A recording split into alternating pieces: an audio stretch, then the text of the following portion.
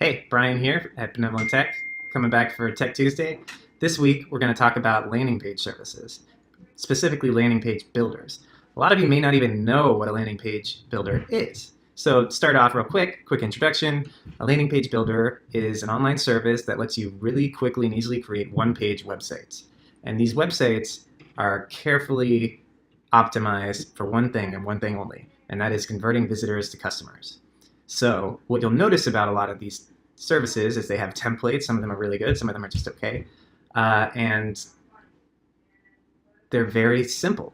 The idea is that you try to eliminate all of the distractions from the page to allow the visitor to follow your path and not get distracted and fall off your path, which by path I mean listing the benefits and then compelling them to commit to it, the next step, whatever that next step may be a donation or a sale or an inquiry. So let's dive right in. So we're actually going to talk about the top 5 landing page builders that I know of.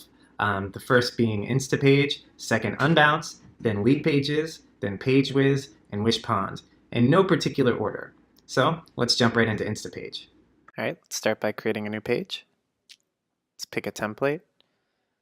Notice that there's filters on the top. Lead generation is where you have a form very prominently displayed up front. Two-step is very similar, except instead of a form, you have a button that opens a pop-up that has a form. This, according to research, is a lot more effective, has a much higher conversion rate for converting visitors to customers. So it's kind of a good idea if you can incorporate it in your designs. Take a look at this template, it looks pretty good. Let's choose this one. Call it test page.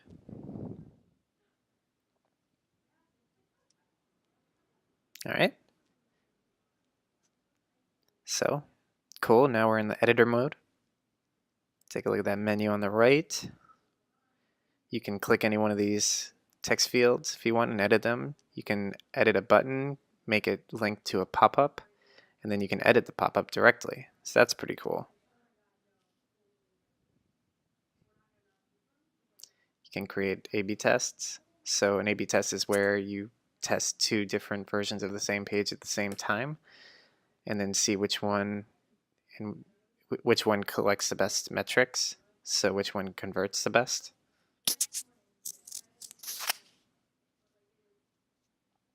Click Save, Publish.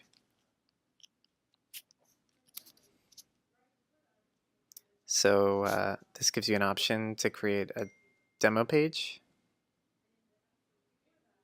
Cool. Now you see it on your list of pages. Let's take a look at the analytics for this page that I already made, just to give you an idea of what the analytics look like.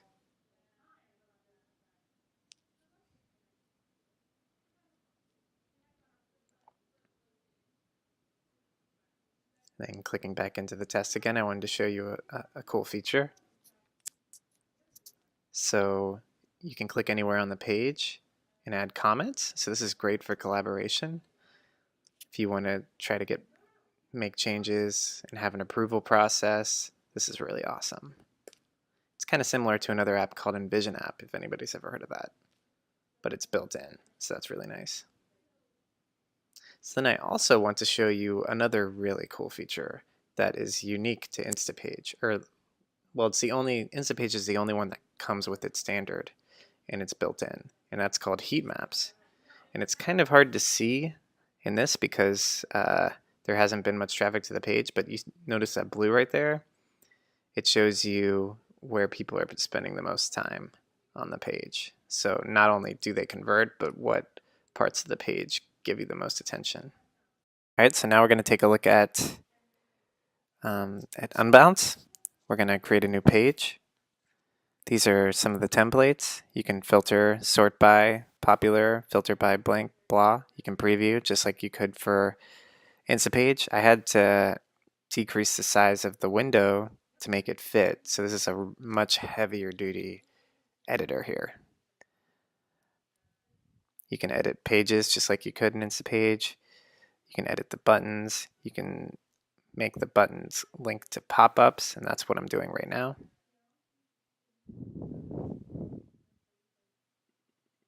adding an email field. So this is how you could create a pop-up. One way you could create a pop-up within the page editor called a lightbox.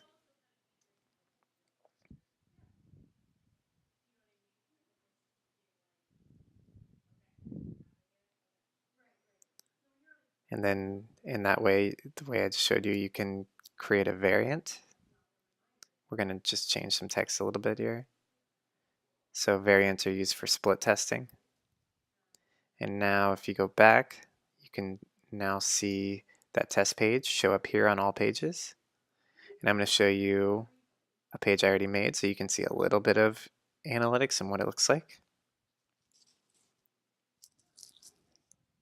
All right, so now we're going to talk about convertibles.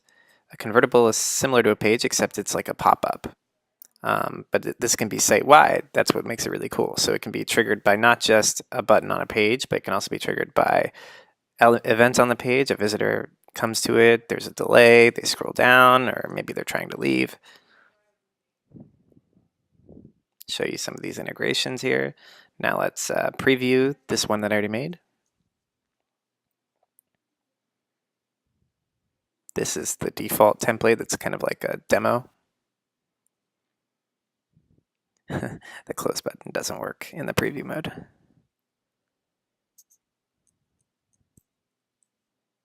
All right, let's try making a new one. So you can create a sticky bar or an overlay. That one looks pretty good. Sweet templates here.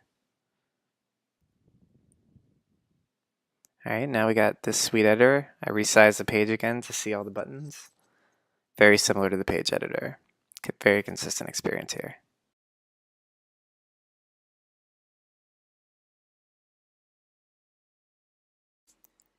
All right, so now let's talk about Leadpages. So here's your list of pages here. We're going to create a new one. Take a look at their templates. Notice that you can filter by use case, which is a little different than the others. Take a look at some of these templates they have. Personal opinion, they aren't quite as good as Unbounce or Instapage, but still pretty good.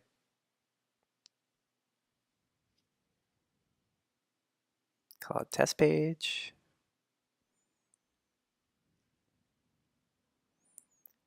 All right, so really nice editor, possibly the best of the editors I've seen. You can really easily create new pop-ups called lead box. You could reuse existing lead boxes. You can also just embed another lead page if you want. You can also create new lead boxes on the spot. So if you disconnect that, new lead box starts you off with a default template. Pretty good default template too. Nice. All right, let's preview that real quick.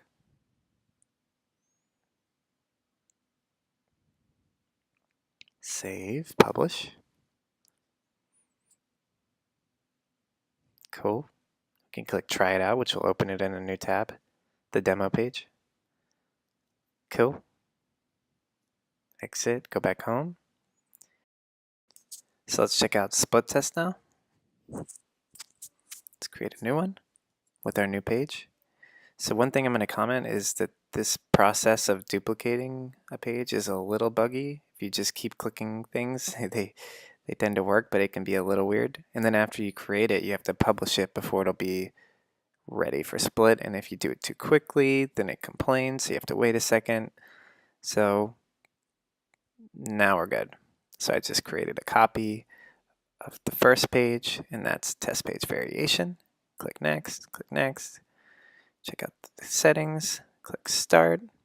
All done. All right, so now let's take a look at marketing page, which is one I already did, just to give you an idea of what the stats look like. Notice that there's not month by month or day by day analytics unlike competitors. All right, on to lead boxes, which are kind of like lead pages, but they're pop-ups that can be site-wide. Pretty cool. So it can trigger on things like where people are scrolled on the page or exit intent. And then lead links, just showing you what these are real quick.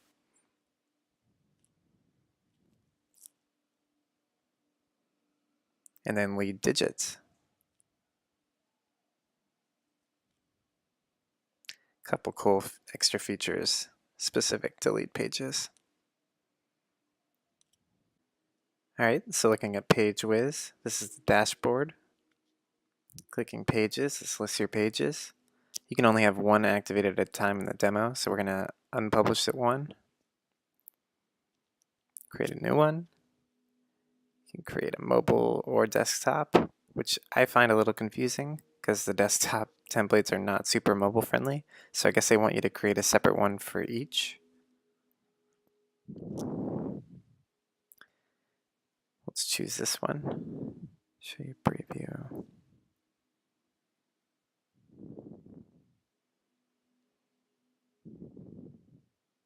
Cool. Decent editor. Not the best in class, but it's functional. Not really any fancy frills with Pagewiz compared to some of the competition, but it's also a lot cheaper. Showing you how you can create forms.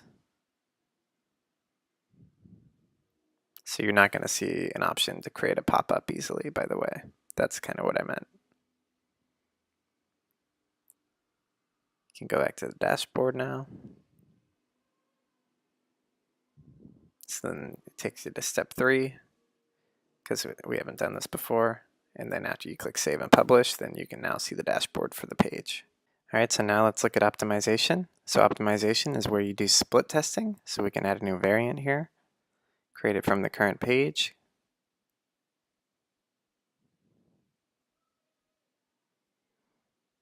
You can assign a percentage, but first we can design it if you want. Change the text. Let's remove the second 2.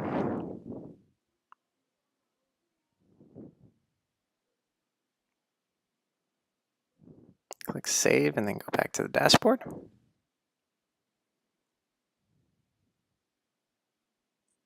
And now let's assign a percentage to it, which means how often it gets selected between the variants. So now let's look at some new features that the Pagewiz has. Leads, so it can track your leads. And it can also show you your domains there. And that's it. Looking at Wishpond now. So let's start by creating a new template, which is our new page, which is called a campaign. Take a look at some of their templates here. This one looks pretty nice. Let's call it test page. You can click any field and you can add new fields using this dialog. You can edit that form right there. You can also create variations. You can create a duplicate, as many variations as you want for split testing. Publish. Cool, we're live. You can also edit buttons and create pop-ups. So this one links to a thank you page right now, and you can see that it links to a page pop-up, and then if you click the edit, you can open a pop-up if you want. And we've created some already, so you can just select open one of those pop-ups. You can also create a new one from here. So let's click Save.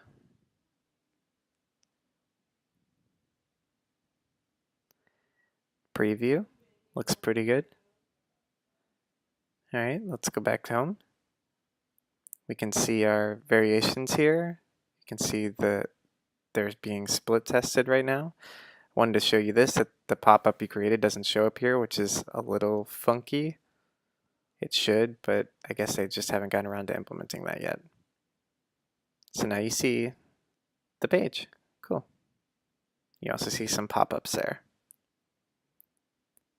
So now I'm showing you that it also has some lead tracking here, which is better than most of the others when it comes to lead tracking. I usually recommend, and even for this I recommend hooking up an external service for lead tracking, but this one's not terrible. And then we have some automation ability here with email. So one thing about Wishpond is that it has email automation, which is just okay. So that wraps it up for the introduction to these services. If you're curious about a comparison of features, check out our blog post. Thanks.